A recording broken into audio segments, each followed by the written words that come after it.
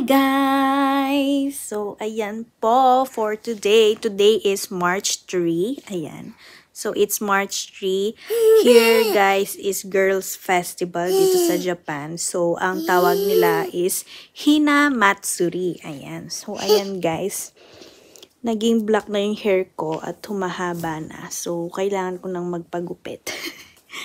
So, dapat kahapon is may schedule ako ng nagpapaschedule ako sa salon, pero full na sila dahil it's Sunday. So, nagpa-book ako or nagpa-schedule ako kung kailan sila available. Ayan. So, available sila sa, sa Saturday, sa 8. So, ayan. Konting tiis, makakapagpagupit na. And, ayan guys. Today, first time ni Aina Chang celebrate or ipagse-celebrate namin siya ng Girls Festival or Hina Matsuri. Ayan. So, ano nga ba ang Hina Matsuri or Girls Festival? So, sa bahay is merong design or design, ano bang tawag doon? Basta, na mga dolls, and then, meron silang traditional na pagkain, gano'n, na kinakain tuwing Hinamatsuri. So, ipaghahanda ko si Aina Chang ng food, and I will try to picture si Aina Chang kasi guys, bakit try? Kasi bukod sa magulo siyang pinipicturan, natatakot siya sa mga doll guys. So, konting trivia. So, nung bata ako guys, takot ako sa mga dolls. Lalo na sa mga malalaking dolls. Hindi ko alam, pero napapanood kasi nun si Chucky. Si Chucky, hindi ko alam, basta takot ako, feeling ko buhay yung doll. Ganyan. Basta takot ako guys, as in, alam yan ng mga kapatid ko, and then, yung mga kapatid ko pa nun is binubuisit ako. So, hindi ko alam guys kung kailan na lang ako nawalan ng takot sa mga dolls. So, namana yata yun ni Aina Chang. So, hindi ko alam kung paano siya, encourage, ano bang tawag doon? Kung paano ko siya maaano na hindi nakakatakot yung mga dolls. Tatakot siya guys. Hindi ko siya malapit sa mga dolls. As in, ayaw niya talaga. Umiiyak siya. So, ayan. Samahan nyo kami for today. So, eto guys, yung sinasabi ko kanina. Decorate pala ang aking sinasabi, hindi design. So, magde-decorate ka ng dolls sa loob ng bahay. Ayan. Ayan yung mga dolls, guys. Tingnan nyo naman kasi, mas nakakatakot naman kasi yung mga Japanese dolls naman kaysa sa mga dolls natin sa Pinas. Yung, diba? Yung normal na dolls. So, ito is Japanese dolls. Ayan sila.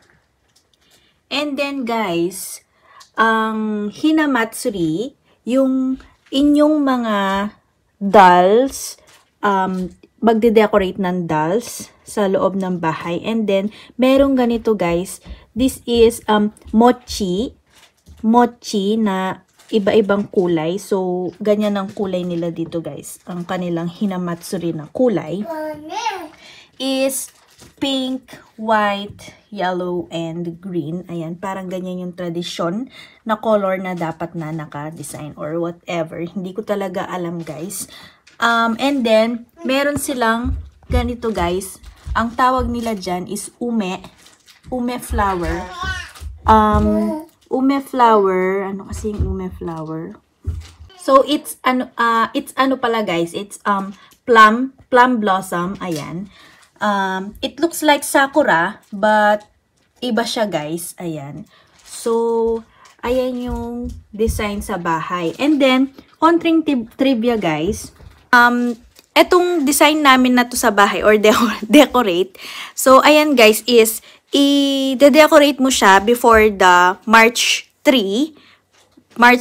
Before March 3. So, eto is nilagay na nito ni Hiroyuki nung February 27, 27 ata yan, naka-ano na siya, naka-decorate. And guys, etong doll na yan, yung mga decoration na yan is tatanggalin sila this March 3, as in end na ngayon na kailangan na siyang itago. Kailangan na silang itago. Kasi yung kanilang tradition or kasabihan, kapag ka na late mo tong niligpit, etong mga decoration na yan, late mo silang linigpit, yung anak mong babae is hindi siya agad makakapag-asawa or hindi daw siya makakapag-asawa. Ayan. Ganyan ang kanilang tradisyon dito. So, kaya yan, this evening is ililigpit din namin itong mga decoration na to. So, ayan na guys, getting ready na sa food ni Aina Chang. So, meron ako ditong rice at nilagyan ko siya ng furikake guys. Furikake is this one. Nilalagay yan sa rice. Ayan. May lasa siya. And, nilagyan ko yan guys ng spinach. Ayan. Pinalambot ko yung spinach and then sinama ko sa kanin. So, ito yung ginagawa ko guys. Meron tayong isang doll na lalaki at isang doll na babae. Ayan. So, lalagyan ko na lang ng mata. And ito naman is mata and kanyang sombrero. Ayan. Ito na siya guys. Ayan na yung nagawa ko. Diba? Oh, mukha naman siyang lalaki at mukha naman siyang babae. So, may table sila. Kunwari ito ay mochi. What is that? Ay na siya. Do you like that? Hmm? Ooh, you like that? Huh? You will eat that, baby? Eat? You want to eat? Say eat. Can you say eat? Eh?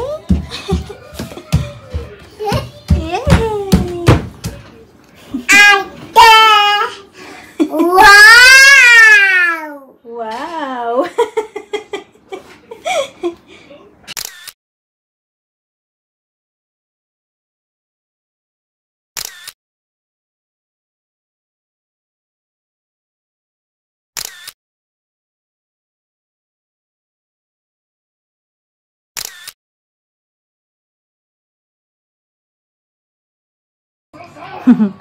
Aishi?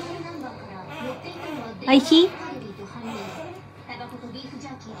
Wow siya ng wow kanina guys. Ngayon, hindi niya gusto yung naka-form ng doll. Natakot siya sa doll.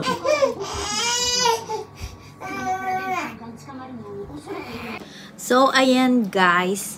Ito pala, nakalimutan ko pala itong i-share. So, etong Hina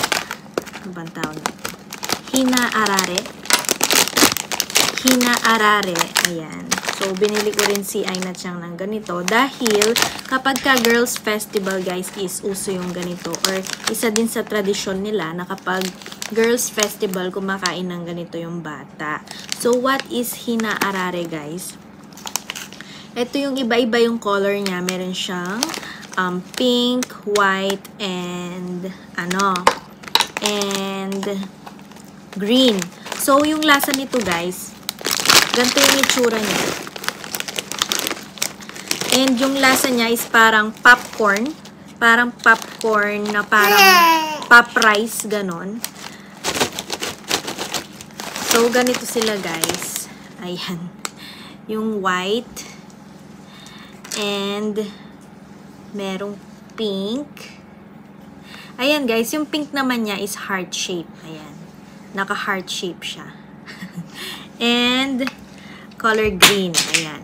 So, ganyan siya, guys. Isa sa mga nila.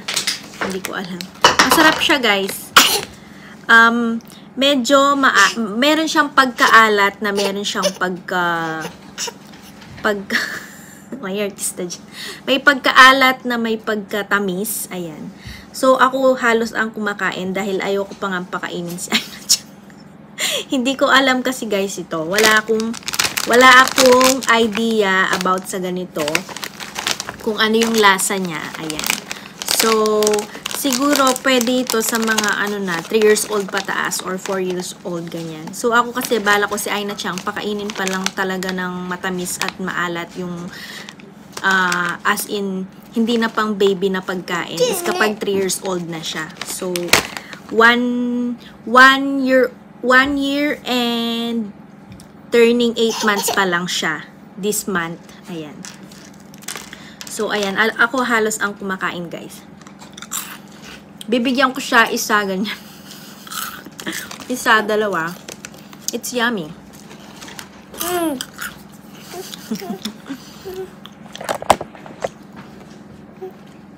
You want?